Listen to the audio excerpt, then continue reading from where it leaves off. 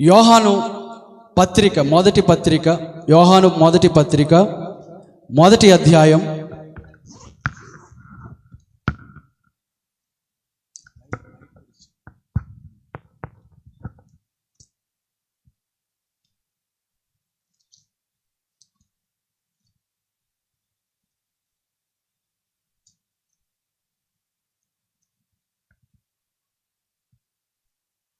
రాత్రి కాల సమయంలో రక్షణ సాక్ష్యం కొరకు ప్రకటించడం జరిగింది.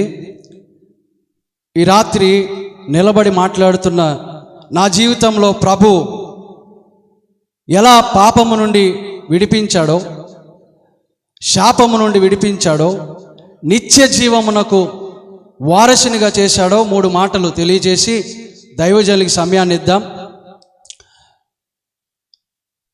శుక్రవారం ఆరాధనలు కనుక కొంతమంది రావాల్సిన వారు కూడా ఉన్నారు. వారి ఆరాధనలు ముగించుకుని ఎందుకు ఈరోజు సాక్ష్యం చెప్పాలని అనుకున్నానంటే, నా రక్షణ సాక్ష్యం ఈ ప్రభు అయిన యేసుక్రీస్తు నా జీవితంలోనికి రావడం జరిగింది. ఆయన వచ్చిన తర్వాత నా జీవితం ఎలా ఉంది, ఆయన రాకపూర్వం నా జీవితం ఎలా ఉంది, ప్రభువులో మన ప్రయాణం, ప్రభువులో మన జీవితం, ప్రభువులో మన గురి, ప్రభువులో మన ప్రయత్నాలు, ప్రభువులో మన సంకల్పాలు ఎలా ఉంటాయి. ఈ రాత్రి నువ్వు ఏ స్థలంలో ఉన్నా పర్వాలేదు, ఈ ప్రాంగణంలో ఉన్నా పర్వాలేదు, ఈ రాత్రి నా జీవితంలో జరిగించిన కార్యం నీ జీవితంలో కూడా జరిగించగలడు. నేను స్వజనుల మధ్యలో ఉన్నాను, సొంత వారి మధ్యలో ఉన్నాను, సొంత ప్రాంతంలో ఉన్నాను, నా పుట్టిక కూడా ఇక్కడే, అలాగే తల్లిదండ్రులు, వారి తల్లిదండ్రుల జన్మం కూడా ఇదే ప్రాంతం.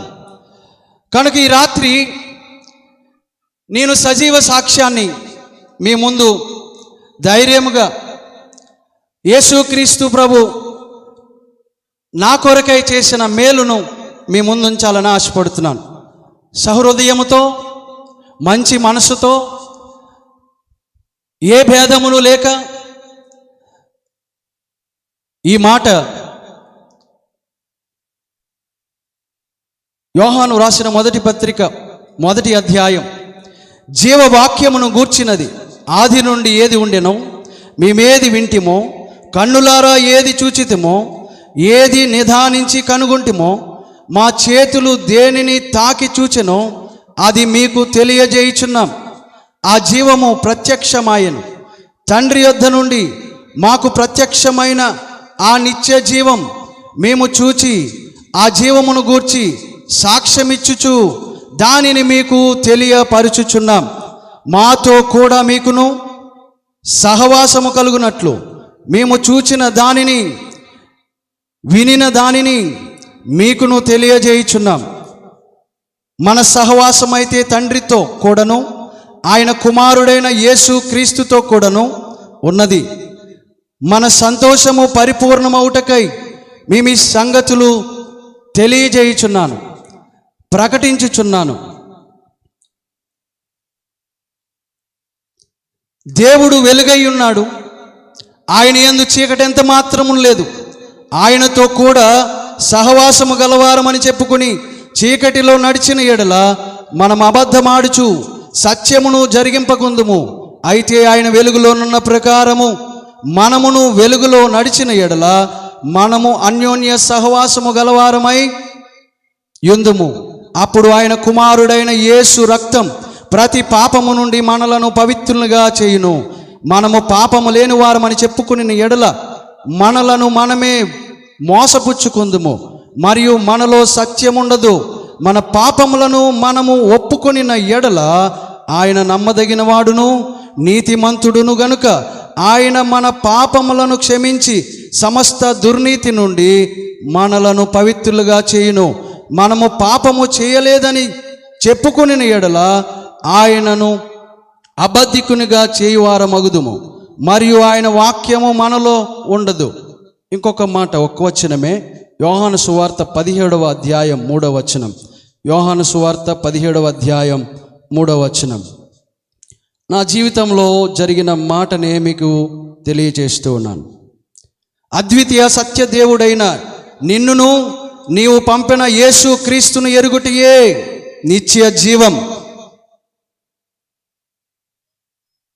దేవుడి మాటలు దీవించునుగాక.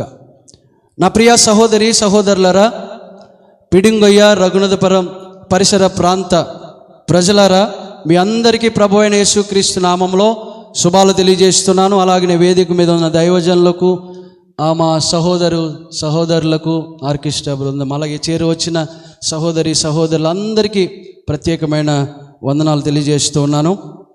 ఆయన ప్రేమామయుడు, ఆయన వెలుగై ఉన్నాడు, ఆయన సత్యమై ఉన్నాడు, ఆయన నిత్య జీవం ఇచ్చే దేవుడై ఉన్నాడు. నా యవ్వన కాలంలో బాల్యం నుండి నా హృదయం ఘోరమైన వ్యాధితో నిండిపోయింది. ఒక మనిషి పాపము నుండి విడుదల పొందాలంటే దేవుని వాక్యము తప్ప ఈ లోకంలో ఏ వ్యక్తి, ఏ శక్తి, ఏది కూడా ఒక వ్యక్తిని మార్చబడుతుంది. మనుషుల వల్ల కానీ, పరిస్థితుల వల్ల కానీ, ఏ విధమైన ప్రభావం వల్ల కానీ ఒక వ్యక్తి మారడు. ఏ వ్యసనమైనా సరే సరదాగానే నేర్చుకుంటారు, ఎవరైనా కావాలని ఎవరు నేర్చుకోరు. కానీ అది చివరికి వారిని వాడికగా, బానిసగా, చివరికి వారిని నరకానికి చేర్చుతుంది. పాపం వల్ల వచ్చే జీతం మరణం. పాపం వల్ల వారికి కలిగేది ఏంటంటే మరణము కలుగుతుంది. మరణము వల్ల నిత్య నరకము కలుగుతుంది. ఈ లోకంలో ప్రతి వ్యక్తి పాపముతోనే ఉన్నాడు. తల్లి గర్భంలోనే పాపముగా మనం జన్మిస్తాం. ఏ నరుడు భూమి మీద నీతిమంతుడు లేడు. ఏ మానవుడు భూమి మీద నీతిమంతుడు లేడు. నీతిమంతుడు లేడు, ఒక్కడు లేడు. నేను నీతిమంతుణ్ణి. ఎలా నీతిమంతుణ్ణి? దాన ధర్మాల వల్ల నీతిమంతుణ్ణి, పుణ్య కార్యాల వల్ల నీతిమంతుణ్ణి, నేను చేస్తున్న భక్తి వల్ల నీతిమంతుణ్ణి అని ఎవరైనా అనుకుంటే దేవుడు అబద్ధికుడిగా ఉంటాడట.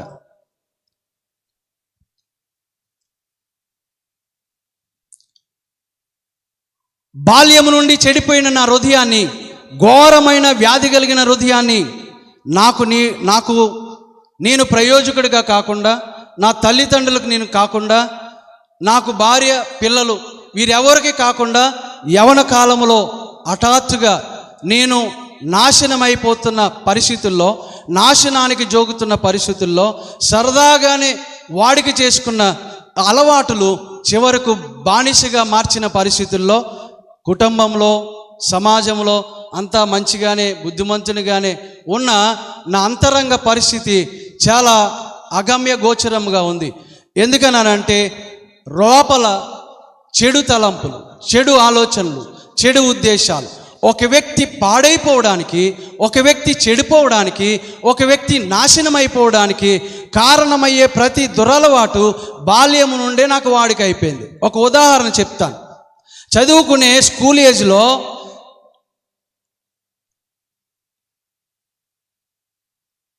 పాఠాలు చెప్పేవారు ఎదుటే పాపపు తలంపులు. ఒక వ్యక్తి ఎలా పాడైపోతాడు, ఎప్పటి నుంచి పాడైపోతాడు అంటే వయసు అలాంటిది అని అంటుంది లోకం. ఒక వ్యక్తి ఎలాగ తన్ను తాను కాపాడుకోగలడు, ఒక వ్యక్తి తన్ను తాను ఎలాగ భద్రపరచుకోగలడు, అది తల్లిదండ్రుల వల్ల సాధ్యమవుతుందా? పాఠాలు చెప్పే గురువుల వల్ల సాధ్యమవుతుందా? ఎవరి వల్ల సాధ్యమవుతుంది? ఉపదేశకుల వల్ల సాధ్యమవుతుందా? సైంటిస్టుల వల్ల సాధ్యమవుతుందా? ఒక వ్యక్తి హృదయాన్ని మార్చడం ఎవరి వల్ల అవుతుందనంటే ఎవరి వలన కాదు, లోకములో ఎవరి వలన కాదు. అందుకని అంటారు, తల్లిదండ్రులు వాళ్ళ పిల్లల కోసం అడ్డాల్లో ఉన్నప్పుడే మా బిడ్డలండి గడ్డాలు వచ్చాయి, మా బిడ్డలు కాదు, వాళ్ళ తలరాతండి, వాళ్ళ కర్మండి. ఎందుకు ఇలాంటి మాటలు వస్తాయనంటే వారు చేసి చేసి చేసి విసిగిపోయి వారి ప్రయత్నములన్నీ సఫలము కాక చివరిగా తల్లిదండ్రులు మాట్లాడే మాటలవి. ఈ రాత్రి నేను ప్రకటిస్తూ ఉన్న నజరేయుడైన యేసు క్రీస్తు ప్రభు నామం, ఎంతోమంది తల్లిదండ్రులు పిల్లల భవిష్యత్తు కోసం కన్నీరు కారుస్తున్నారు. పిల్లల భవిష్యత్తు ఎలా మార్చుకోవాలని ఎన్నో ప్రయత్నాలు చేస్తున్నారు.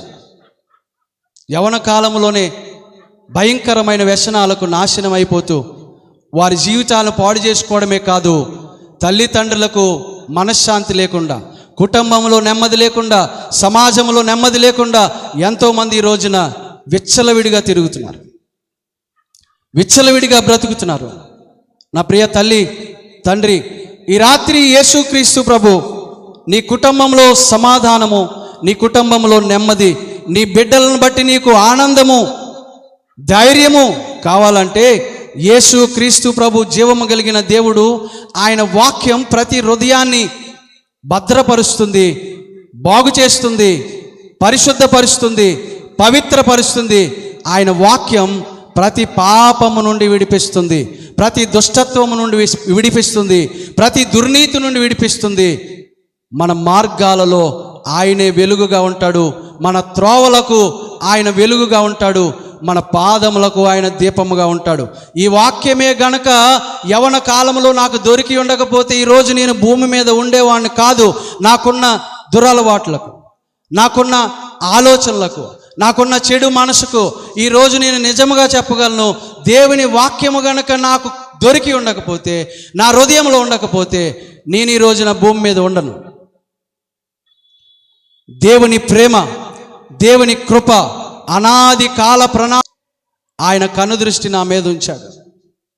ఎప్పుడో విన్నాను, నేను అప్పుడే వద్దనుకుని తల్లి అవసరం లేదనుకుని ట్యాబ్లెట్ వేసుకున్నట్టుగా అలా నాకు వినబడింది.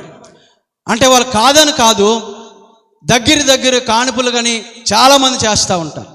దగ్గర కానుపులు అయితే ఇబ్బంది వస్తుందని చాలామంది తల్లిదండ్రులు ప్లానింగ్ అని చెప్పి ప్రయత్నాలు చేస్తూ ఉంటారు. కానీ భూమి మీద ఒక వ్యక్తి రావాలన్నా, భూమి మీద నుంచి ఒక వ్యక్తి పరలోకానికో లేదా నరకానికో వెళ్ళాలన్నా అది దేవుడు అనుమతి అయితే తప్ప ఒక ప్రాణం పోదు, ఒక ప్రాణము రాదు. ఇది వాస్తవం, ఇది సత్యం. కనుక ఎవరు దేనికి భయపడిన అవసరం లేదు. శ్రమలకు, ఇరుకులకు, ఇబ్బందులకు, అనారోగ్యానికి, ప్రాణభయానికి ఎవరు భయపడిన అవసరం లేదు. అది నేను అనుభవపూర్వకంగా నేర్చుకున్నాను. ఎన్నో పోరాటాలలో, ఎన్నో మరణాలలో, ఎన్నో ఇరుకుల గుండా వెళుతున్న పరిస్థితుల్లో మరణ భయం. అపవాది కూడా నాతో చెప్పేవాడు, నెక్స్ట్ నీవే, ఇక నీ టైం అయిపోయింది, నీవు 2 సంవత్సరాలు, ఇక 4 సంవత్సరాలు, నీ టైం అయిపోయింది. రోజు అపవాది నన్ను వేధిస్తూ ఉండేవాడు. దేవుడు నాతో మాట్లాడుతూ వచ్చాడు, నీ జీవము నాలో దాచబడి ఉంది, నీ సమయం భూమి మీద ఉన్నంత వరకు నీకే భయం లేదు. ఎన్ని అపాయాలు వచ్చినా, ఎన్ని ప్రాణాపాయాలు వచ్చినా, ఎన్ని ప్రమాదాలు వచ్చినా, ఎన్ని వ్యాధులు వచ్చినా, దేవుని సమయం అయ్యే వరకు భూమి మీద ఎవరైనా ఉండవలసిందే. ఆయన సమయం అయిపోతే ఎవరైనా వెళ్ళవలసిందే. వెళ్ళే ముందు మనము రక్షణ పొంది ఉన్నామా, దేవునిని తెలుసుకున్నామా, దేవునిని అంగీకరించామా, మన పాపాలు ఒప్పుకున్నామా, మనం పరిశుద్ధులుగా జీవిస్తున్నామా, క్రీస్తు కొరకే బ్రతుకుతున్నామా, క్రీస్తుకి సంబంధించిన వారమేనా అనేది ఎవరికి వారు మనము రక్షణ పొంది ఆ రక్షణ మార్గంలో కొనసాగుతున్నామా, ఆగిపోయామా, వెనకకి వెళ్ళిపోయామా చూసుకుంటే మనకు తెలిసిపోతుంది. మనం ప్రభువుని ఎదుర్కోవడానికి సిద్ధంగా వెళ్తున్నామా, లేదా పతనానికి, నరకానికి, పాతాళానికి సమీపిస్తున్నామా? నా ప్రియులారా, నా యవన కాలంలో ప్రభు అయిన యేసుక్రీస్తు ఆయన వాక్యము ద్వారానే నన్ను బ్రతికిస్తూ వచ్చాడు. ఆయన వాక్యము ద్వారానే నన్ను నడిపిస్తూ వచ్చాడు. ఆయన వాక్యము ద్వారానే ఆయన నా జీవితంలో ఎన్నో అద్భుతమైన కార్యాలు జరిగిస్తూ వచ్చాడు. నేను రక్షణ పొందే ముందు 4 సంవత్సరాలు ఆత్మీయులతో సహవాసం చేశాను, పరిశుద్ధులతో సహవాసం చేశాను, అటు లోకస్తులతో కూడా సహవాసం చేశాను. స్నేహితులతో తిరిగేవాడిని, ఇటు ఆత్మీయులతో తిరిగేవాడిని, ఇలాంటి సభలకు వెళ్ళేవాడిని, దేవుని వాక్య గ్రంథం కొనుక్కొని వాక్యం చదువుతూ ఉండేవాడిని, అలాగే లోక ఆలోచనలతో, లోక అలవాట్లతో ఉండేవాడిని. వాక్యం చదువుతూ ఉండగా మెల్లగా లోకముతో నా సహవాసం కట్ అయిపోయింది. దేవునితో నా సహవాసం, ఆత్మీయులతో నా సహవాసం అభివృద్ధి చెందింది.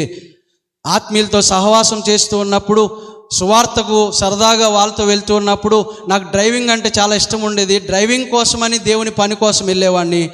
అలా వెళ్తున్నప్పుడు ఆత్మీయులు అనేవారు, అలా వెళ్తున్నప్పుడు అరుణ్ ఇంకా కొంతమంది ఉన్నారు మాతో టీము, గిటార్ వాయిస్తున్నాడు అరుణ్, ఇంకా చాలామంది టీం, కొంతమంది బృందంగా కలిసి సేవకులు విశ్వాసులు అందరూ కలిసి సువార్త చేసేవాళ్ళు. 4 సంవత్సరాలు వెళ్ళినప్పుడు వారు రక్షణ బాప్తీసం తీసుకో, దేవునికి నీ జీవితాన్ని అంటే నాకు ఇంకా కొన్ని మానవలసినవి ఉన్నాయి, కొన్ని విడిచిపెట్టవలసినవి ఉన్నాయి అని నేను ఒకరోజు నిర్ణయం తీసుకుని దేవుని వాక్యం చదువుతూ, లోక సంబంధమైన వాటిని అన్ని పక్కన పెట్టి దేవుని వాక్యం చదువుతూ ఉండగా నాకు ఒక తలంపు ఏంటంటే, నాకు నేనే పరిపూర్ణుడిగా మారిపోవాలి, నాకు నేనే అన్నీ కడిగేసుకుని నాకు నేనే నీతిమంతుడిగా మారిపోయి అన్నిటిలో నేను పర్ఫెక్ట్గా ఉండి అప్పుడు బాప్తీసం తీసుకోవాలనుకున్నాను. నిర్ణయం తీసుకుని వాక్యం చదువుతున్నాను, నా పని వ్యాపారం చేసుకుంటూ వాక్యం చదువుతున్నాను. ఎవరైనా వస్తే పాస్టర్ గారు అనేవారు, అయ్యా నీ పాస్టర్ గారిని కాదనేవాడిని. అయితే వాక్యం ఎప్పుడు ఎవరైనా వస్తే నేను చేసే బిజినెస్ ఆ పని చూసుకునేవాడిని, లేదంటే వాక్యమే చదివేవాడిని. ఇలాగ ఒక టేబుల్ మీద వాక్యం పెట్టుకున్నాను, ఒక నేమ్ బోర్డు పెట్టుకున్నాను, నీ వాక్యము నన్ను బ్రతికించునని పెట్టుకుని 1 సంవత్సరం నేను పరిశుద్ధంగా బ్రతికాను. 1 సంవత్సరం ఇలా సభలకు వెళ్తూ వాక్యం చదువుతూ పరిశుద్ధులతో తిరుగుతూ బ్రతికాను. తర్వాత మరలా శరీరం నన్ను లోకానికి లాగుతుంది. ఇప్పుడు కాకపోతే ఎప్పుడు అనుభవిస్తావు? కళ్ళు ఇచ్చింది దేనికి? చూడడానికే కదా. శరీరం ఇచ్చింది దేనికి? అనుభవించడానికే కదా. మంచి యవన కాలంలో ఉన్నాను. 2002వ సంవత్సరం, ఇది 2023వ సంవత్సరం. మంచి యవన కాలంలో శరీరం నన్ను లాగుతూ ఉంది. అలాంటి సమయంలో లోకానికి లోబడాలా, నేను లోకంలో ఉండాలా, దేవునిలో ఉండాలా? పోరాటం, శరీరానికి ఆత్మకు మధ్య పోరాటం. ఈ సంవత్సరం చదివిన వాక్యాలన్నీ బైబిల్ తీయకుండానే హృదయంలో ఒక్కొక్క మాట ఒక వ్యక్తి వచ్చి మాట్లాడుతున్నట్టు, ఒక పక్క శరీర సంబంధమైన ఆలోచనలు, ఒక పక్క ఆధ్యాత్మిక సంబంధమైన దేవుని మాటలు నన్ను తొలిసేస్తూ ఉన్నాయి. అయినా సరే పాపముతోనే పూర్తిగా నిండిపోయిన నా జీవితంలో ఇక చివరి ఘట్టం నా జీవితంలో నాశనానికి, జిగటగల దొంగ ఊబిలోనికి దిగిపోవడానికి చివరి ఘట్టం. దేవునికి అపవాదికి మధ్యలో పోరాటం, నా శరీరానికి ఆత్మకు మధ్యలో పోరాటం. చివరికి దేవుడు గెలిచాడు, దేవుడు నా పక్షముగా ఉన్నాడు. దేవుని వాక్యాలన్నీ పాపము నుండి నన్ను లాగివేసినాయి. చప్పట్లు కూడా దేవుని నామాన్ని మహింపరుద్దాం.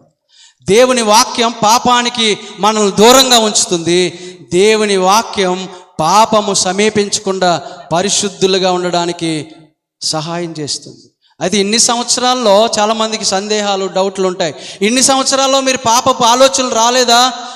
మీరు ఉప్పు కారం తింటలేదా అని అంటే నేను మీకు ఒక మాట చెప్తాను. చాలా శోధనలు వచ్చినాయి, చాలా టెంప్టేషన్స్ వచ్చినాయి, ఎంతోమంది ఆఫర్ చేశారు, పాప సంబంధమైన కోరికలు, లోక సంబంధమైన కోరికలు. కానీ దేవునికి ఎప్పుడైతే మన జీవితాన్ని ఇస్తామో, దేవునికి ఎప్పుడైతే మనం సంపూర్ణంగా అప్పగించుకుంటామో, రక్షణ పొందుతామో, దేవుడు ఒక కాపుదలు ఇస్తాడు. తన భక్తులను పాపంలో పడకుండా దేవుడే కాపాడుతాడంట. చప్పట్లు కూడా దేవుని నామాన్ని మహింపరుద్దామా? తన భక్తులు పాపంలో పడకుండా ఆయనే కాపాడుతాడట. నీ మనస్సాక్షిని చంపుకుని, నీ మనస్సాక్షిని వాత వేసుకుని, నువ్వు భక్తిని విడిచిపెట్టి భక్తి అనే ముసుగులో నువ్వు పాపివైతే దేవుడు నీతో ఉంటాడని అనుకుంటావు, నీతో ఉండడు, నేను విడిచిపెడతాడు. భ్రష్టులతో దేవుడు ఉండడు, వేషధారులతో దేవుడు ఉండడు, భక్తిహీనులతో దేవుడు ఉండడు.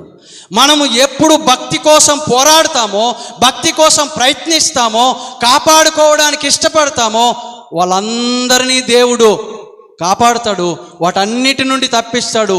శోధనే లేకపోతే మనం జయించిన వారమని ఎలా తెలుస్తుంది? మనకి ఓటమే రాకపోతే మనం విజయం పొందుకోవడం ఎలా తెలుస్తుంది? రోగమే లేకపోతే బాగుపడ్డామని ఎలా తెలుస్తుంది? అందుకనే ఆయన పరమ వైద్యుడిగా వచ్చాడు, నా ఘోరమైన హృదయాన్ని బాగు చేశాడు. పాపశాపం, లోకశాపం, పిత్రపారంపరమైన ప్రతి శాపం,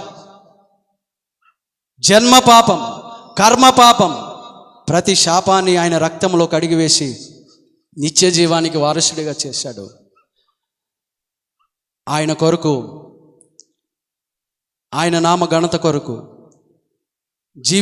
జీవించడానికి ఆయన కృపనిచ్చి నడిపిస్తున్నాడు. ఈ మధ్యలో ఎన్నో పోరాటాలు వాటన్నిటిలో దేవుని వాక్యమే ఆదరణ, దేవుని వాక్యమే జయము, దేవుని వాక్యమే సహాయము, దేవుని వాక్యమే మనల్ని నిలబెట్టేది, దేవుని వాక్యమే మనల్ని నడిపించేది, దేవుని వాక్యమే స్వస్థపరిచేది. ఒక శిలయన కంటే దేవుని వాక్యం 1000 ఏనుగుల బలాన్ని ఇస్తుంది. బలహీనతలో ఒక అధ్యాయం చదివితే టాబ్లెట్ కంటే పరమ మెడిసిన్, అద్భుతం.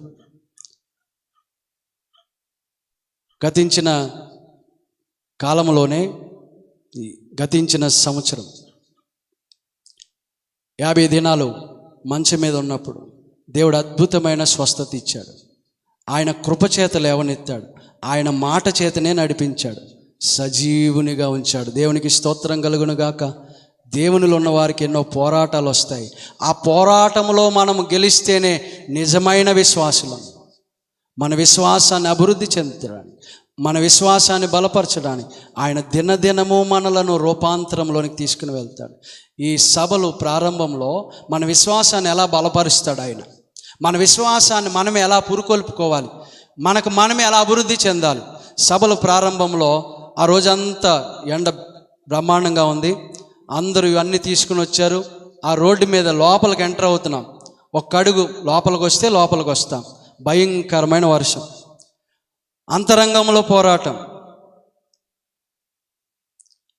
ఆపివేయాలా, ఇవన్నీ అరేంజ్ చేస్తే డబ్బులు ఖర్చు అవుతాయి, ఆగిపోతే ఏ ఖర్చు ఉండదు, మీటింగ్సే ఉండవు. ఒకే ఒక్క నిర్ణయం, ఒక మాట ఏమీ లేకుండా చేస్తుంది. దేవునికి మహిమ కలుగును గాక. మన నిర్ణయం, మన తీర్మానం, మన ఆలోచన, మన గురి మన జీవితాలను, మన కుటుంబాలను, మన పరిస్థితులను, మన భవిష్యత్తును సమస్తం మార్చేస్తుంది. ఆయన శూన్యంలో సమస్తము కలగజేయగలిగిన వాడని, నిరాకారంగా ఉన్నదానికి ఆకారం కలిగించగలిగిన వాడని మనం నమ్మితే మన ముందు మూయబడిన ద్వారాలన్నీ తెరవబడతాయి. ఎత్తైన వాటిని పల్లం చేయగలడు, నునుపైన వాటిని, గొరికైన వాటిని నునుపు చేయగలడు, ఇరుకులో విశాలత చేయగలడు, ఆరిన నేలగా చేయగలడు. ఆయన నమ్మదగినవాడు. ఆయన కంటే నమ్మదగిన వారి లోకంలో తల్లిదండ్రులు కానీ, స్నేహితులు కానీ, బంధుమిత్రులు కానీ, గురువులు కానీ ఎవ్వరూ లేరు. యేసు క్రీస్తు ప్రభు ఒక్కడే నమ్మదగినవాడు, వాదార్చేవాడు, ఆదరించేవాడు, ధైర్యం చెప్పేవాడు, ఉపదేశం చేసేవాడు, బోధించేవాడు, మన మార్గాలు సరళం చేసేవాడు, మనం వెళ్ళవలసిన దారులను ఆయన ఆలోచన చెప్పి నడిపించేవాడు. మనం ఎక్కడికి వెళ్ళిన అవసరం లేదు. ప్రభువా నా జీవితం ఏంటని అడిగితే నీ ఎదుట ఆయన తెరిచిన పుస్తకం వలె పెడతాడు. నువ్వు ఆశ కలిగిన వ్యక్తివైతే, యవనస్తుడా, సహోదరుడా, సహోదరి, ఈ రాత్రి నీ జీవితాన్ని ప్రభువు చేతిలో పెట్టి చూడు. ఆయన రుచి చూపిస్తాడు. ఆయన రుచి చూస్తే నీవు ఇంక లోకములో దేని రుచిని చూడలేవు. అందుకని ఆయన ఉత్తముడని రుచి చూసి తెలుసుకోవాలి. ఆయన ఏమై ఉన్నాడో, ఆయన ఎలా ఉన్నాడో కొద్దిగానే మీరు అనుభవించగలరు. ఎందుకనంటే మాటలు చెప్తే కొద్దిగానే, మీరు రుచి చూస్తే ఆ రుచి మీకు తెలుస్తుంది. దేవుడు ఇంకా ఎన్నో అద్భుతమైన కార్యాలు చేశాడు. సమయం లేదు, ఎంతోమంది పాడగలరు, ఎవరికి సమయం ఇవ్వలేకపోతున్నాం. సమయం చాలా కొంచెం సంకుచితమైపోతుంది. సమయం విశ్వాసులు మనం మెలకువగా ఉండాలి. కాలం సంకుచితంగా ఉంది, సమయం చాలా తక్కువ ఉంది. అప్పుడే 5 మాసాలు అయిపోయినాయి, జనవరి మొన్నే వచ్చినట్టుంది. కనుక విశ్వాసులు చాలా మెలకువగా ఉండాలి. సమయాన్ని పోనివ్వకూడదు, సద్వినియోగం చేసుకోవాలి, జ్ఞానం కలిగి నడుచుకోవాలి, విశ్వాసాన్ని కాపాడుకోవాలి.